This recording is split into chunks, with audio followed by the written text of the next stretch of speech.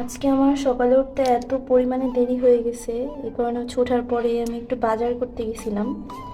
তো বাসা থেকে বের হওয়ার সাথে সাথে হইতেছে আমি একটা দোকান একটা ভ্যান পাইছিলাম। ওইখান থেকে এক পাও পটল কিনছি, এখানে কয়েকটা কাটছি আর কয়েকটা আছে। তারপর ঢেঁড়স কিনছি 1 পোয়া, এটার মধ্যে লেবু কিনছি। তো এখন আমি রান্না করার কাটাকাটি করতেছি, প্রস্তুতি আর কি। আর এই একটা ডিম কালকে রাতে, এটা কোনো কাজে লাগবে না এখন। তো এখন রান্না বান্না করবো, তোমাদের সাথে শেয়ার করবো। এখানে আমার ভাত রান্না করা হয়ে গেছে, আর রান্নাঘরে মোটামুটি সব ধুয়ে পাকলাই ক্লিন করে ফেলছি। এখন ঘরটাও ঝাড় দিছি, বাট ময়লাগুলো ওগুলো পরে ফেলাইতে হবে।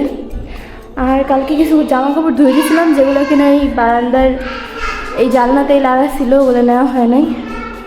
এগুলো আর কি সব শুকাই গেছে। আর তরকারি সাজার চচ্চড়ির মতো বসাই দিছি, দেখাই দিছি বই। এইটা আমার তরকারি আলু আর পটল দিয়ে বসাই দিছি। আর এখানে তানু বুড়িও খেলা করতেছিল আফির গাড়িগুলো নিয়ে, আর আফিও ট্রোপার সাথে খেলা করতেছে বসে বসে, যেহেতু একটু গরম পড়ছে।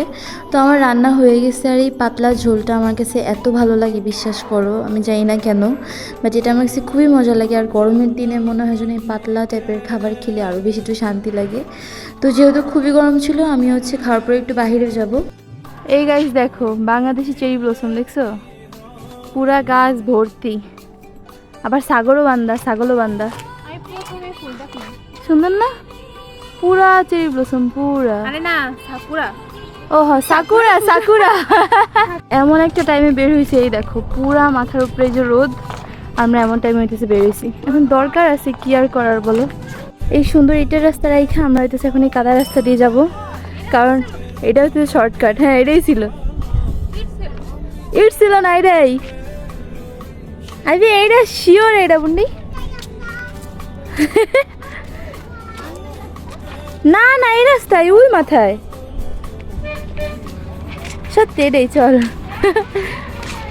তানও দেখা যাইতেছে, যদি আমার যেতে হবে কান্নাকাটি লাগাই দিত। এদিক দিয়ে আসলে বেরোনোর কোনো রাস্তা নাই, ওই মাথার থেকে এত তো রাইটে এসছি, বাট কোনো রাস্তা নেই আর কি বেরোনোর।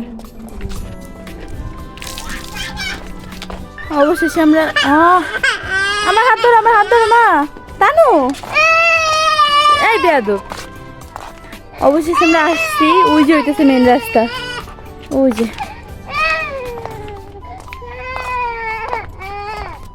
আর ওই যে হইতেছে হোটেল, সেদিন আমরা আসছিলাম অনেক। আমরা এখন টাকা উঠে এনেছি ড্যাডির কাছ থেকে, কচকচি টাকা। এখন আমরা যাচ্ছি গিলতে, দেখি দোকানপাট খোলা আছে কিনা। ওই দূরে একটা রেস্টুরেন্টের মতো আছে ছোট, ওইখানে যাবো। নতুন আর কি হয়েছে, একদমই সবে। এইটা বলতে পারো ছোটোখাটো একটা ফাস্ট ফুডের দোকান, হ্যাঁ, রেস্টুরেন্ট টাইপের। তো ওইখানের খাবারগুলো দেখো কত রিজনেবল, শুধু একবার দেখো। তো আমি এখানে তানুপুরের সাথে খেলা করতেছি।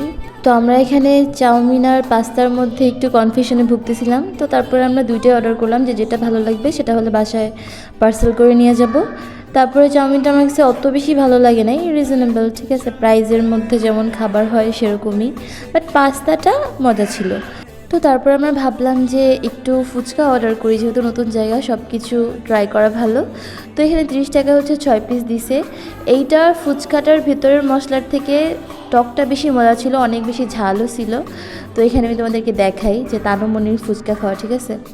আমার ফুচকার সাইজগুলো অত বেশি বড় লাগে নাই, কারণ এটা গুঁড়ি ফুচকাও না আবার বড় ফুচকাও না, এমন একটা সাইজ, মানে তানুর জন্য আর কি একটা পারফেক্ট একটা সাইজ ছিল।